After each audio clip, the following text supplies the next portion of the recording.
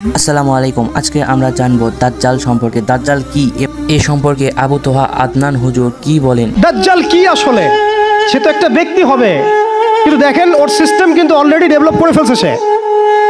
সে কি প্রত্যেকটা জায়গায় পায়ে হেঁটে হেঁটে গিয়ে শাসন করবে? আপনাদের তাই মনে হয়?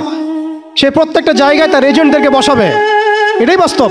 উমর রাদিয়াল্লাহু আনহু মদিনা থেকে পুরো বিশ্ব শাসন করেছেন, তিনি কি প্রত্যেকটা জায়গায় পায়ে হেঁটে হেঁটে গিয়েছেন? এটা কি পসিবল?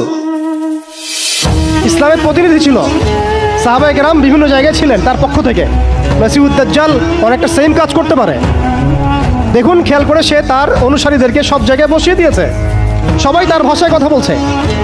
বিবিসি, CNN তারা যে ভাষাগুলো চয়ন করে সেই ভাষায় আমাদের রিপোর্ট করা হয়।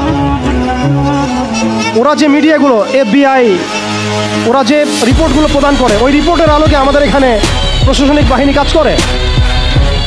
তারা যেভাবে ফাংশন করে সেইভাবে কাজ করা হয়। পুরো বিশ্বটা যেন একটা সিস্টেমের মধ্যে নিয়ে আসা হয়েছে। এটাই হচ্ছে একটা দাজ্জালিয়া ওয়ার্ল্ড অর্ডার।